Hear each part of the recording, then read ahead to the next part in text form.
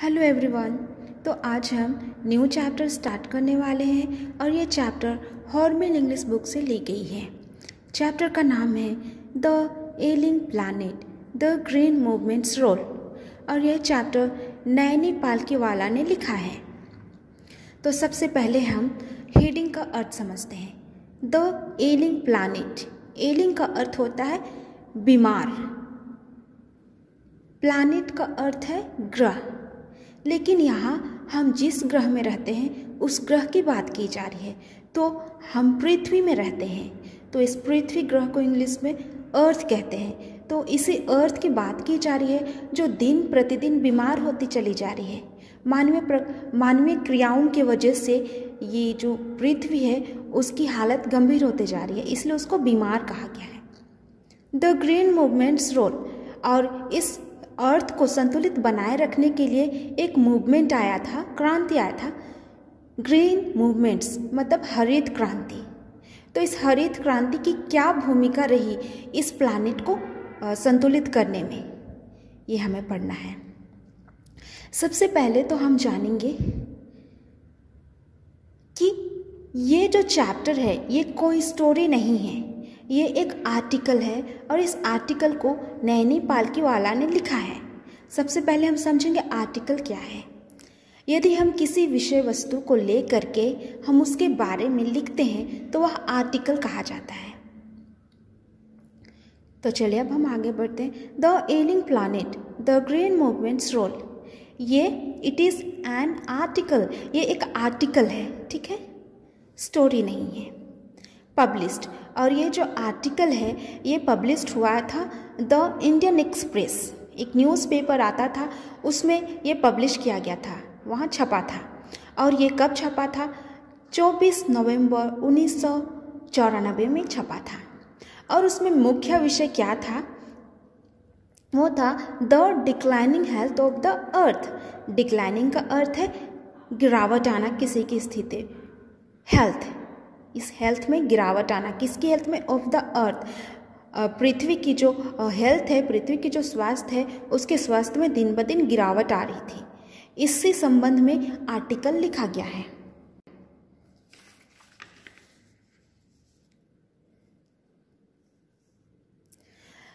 तो हम इस चैप्टर का समरी देखते हैं। समरी देखने से पहले मैं बता देती हूँ कि इस समरी में बतलाया गया है कि नैनी पालकीवाला ने बतलाया गया है कि क्या क्या कारण है जिसके वजह से जो अर्थ है वो असंतुलित हो गई है, बीमार हो गई है। और उसके लिए कुछ उन्होंने सजेशंस भी दिया है, ठीक है, जिसके द्वारा अर्थ को संतुलित बनाया जा सकता है। तो चलिए हम पहला पॉइंट डील करते हैं। ग्रीन मूवमेंट, जिसका अर्थ होता है हरित क्रांति। ये जो हरित क्रांति है वो लोगों के बीच में लाया गया था, 1972 ईस्वी में लाया गया था और ये न्यूजीलैंड में सबसे पहले आया था। और इस हरित क्रांति का उद्देश्य था लोगों के बीच में जागरूकता फैलाना, ताकि अधिक से अधिक पेड़ पौधे लगाया जाए और हरियाली बनाया जाए और इस पृथ्वी को संतुलित किया जा सके। नेक्स्ट बिंदु है ए हॉलिस्टिक एंड इकोलॉजिकल व्यू।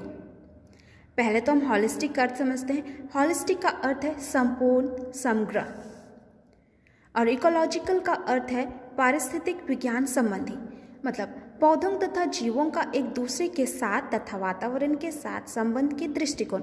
मतलब इस पृथ्वी में जितने भी पौधे हैं, जीव हैं, सब एक दूसरे से संबंधित हैं। तो हम हर एक को पूरे संपूर्ण रूप में देखना है और उनका ख्याल भी करना है, ये कहा गया है। नेक्स्ट है सस्टेनेबल डेवलपमेंट। सस्टेनेबल का अर्थ है संपोषित और डेवलपमेंट का अर्थ है विकास, संपोषित विकास। तो सबसे पहले हम ये टर्म समझेंगे कि सस्टेनेबल डेवलपमेंट क्या है। ये अपने में बहुत बड़ा अर्थ धारण किए हुए हैं। सस्टेनेबल डेवलपमेंट एक ऐसा डेवलपमेंट है, एक ऐसा विकास है जिसमें वर्तमान की जो पीढ़ी है वो अपनी आवश्यकताओं को सीमित रूप से उपभोग करे, ठीक है, और आने वाली भावी पीढ़ी के लिए संसाधनों का संरक्षण करके अगली जनरेशन के लिए बचाना, ऐसा विकास। और ये जो सस्टेनेबल डेवलपमेंट है ये 1987 में आया था, एक वर्ल्ड कमीशन के द्वारा, एक विश्व आयोग है उसके द्वारा ये विचारधारा लाया गया था। ठीक है। और इसका क्या था, ये इन्वायरमेंट एंड डेवलपमेंट की बात की गई थी, वातावरण और उसके विकास की बात की गई थी।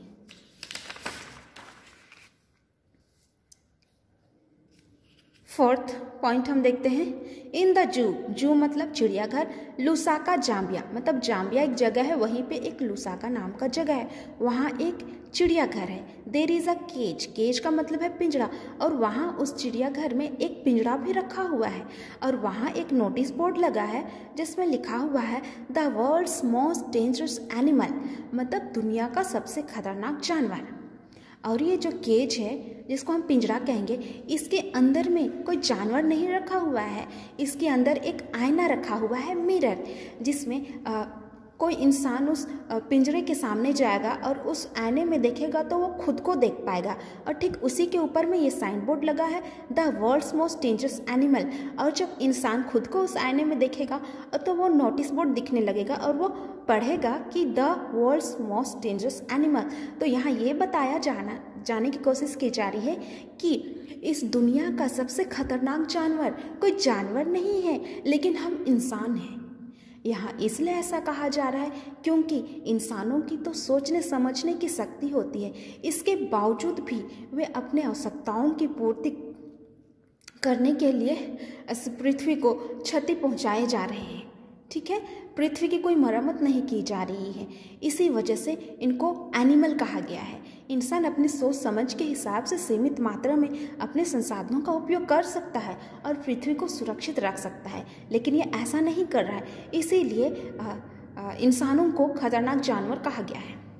फिफ्थ पॉइंट है, कुछ वैज्ञानिक हैं, उन्होंने एक सूची बनाई है जिसमें उन्होंने बताया कि 1.4 मिलियन अलग अलग प्रकार की प्रजातियां हैं, जीव जंतु हैं, ठीक है, और वे इस पृथ्वी पर निवास करते हैं और साथ ही साथ मनुष्य भी इस पृथ्वी पर निवास करता है।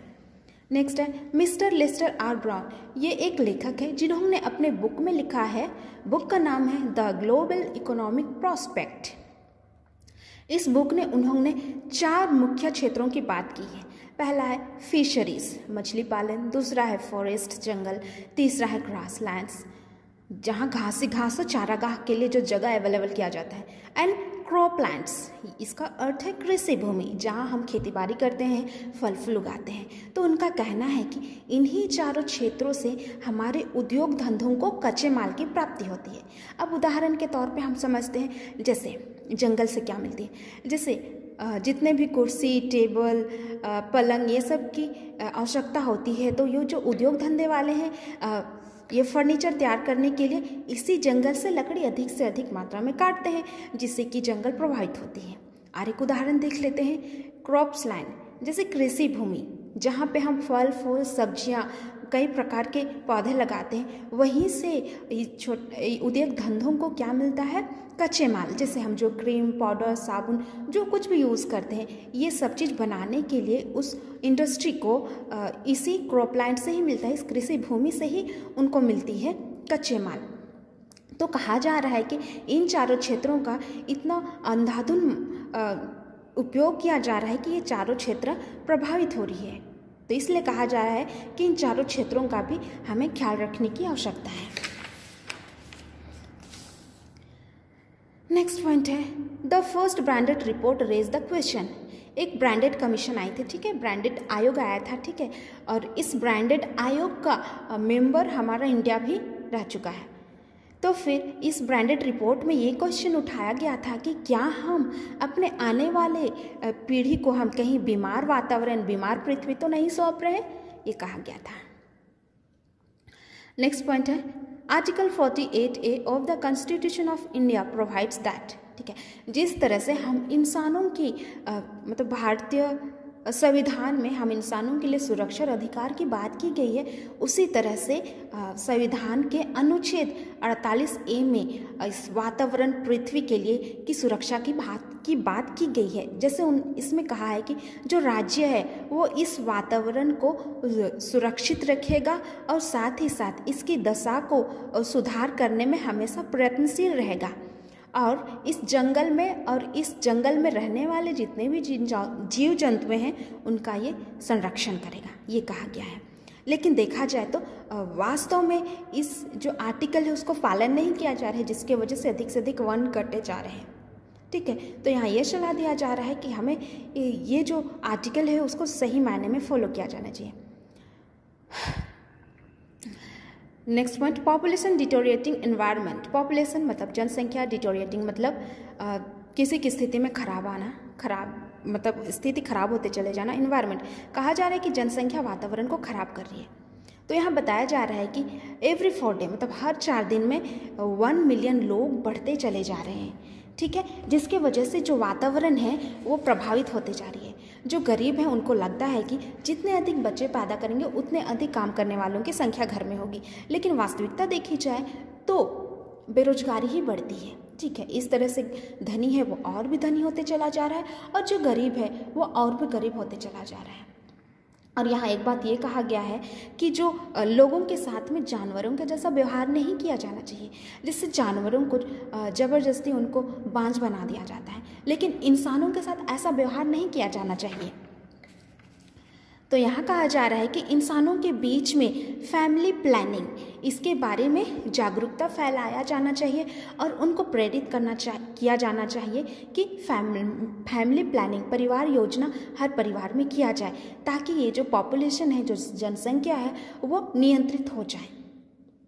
ठीक है, जिससे कि पृथ्वी भी संतुलित हो जाएगी स्वतः। नेक्स्ट पॉइंट है मार्गरेट थैचर। ये प्रधानमंत्री रह चुकी हैं इंग्लैंड की। इन्होंने अपने शब्दों में इस इन्वायरमेंट के बारे में कहा था, इस अर्थ के बारे में कहा था कि कोई भी जनरेशन फ्री होल्ड मतलब इस पृथ्वी के मालिक नहीं है। हम इस पृथ्वी के टेनेंसी मतलब हम किराएदार हैं, इसलिए हमें यहाँ की जो भी संसाधन है, जो भी चीज़ें हैं, उनको मरम्मत करके नेक्स्ट जनरेशन के लिए हमें छोड़ना चाहिए। उसी तरह से इस संदर्भ में मिस्टर लेस्टर ब्राउन ने कहा है, हम ये जो अर्थ है ये हमें संपत्ति के रूप में अपने फोरफादर्स मतलब हमारे पूर्वजों से नहीं मिला है। हमने ये इस अर्थ को अपने आने वाले जनरेशन से उधार लिया है, इसलिए हमें इसको अच्छे से यूज करके अपने फ्यूचर जो भावी पीढ़ी के आने वाले बच्चे हैं उनके लिए सौंपना चाहिए। तो ये समरी है हम लोगों का। Thank you everyone.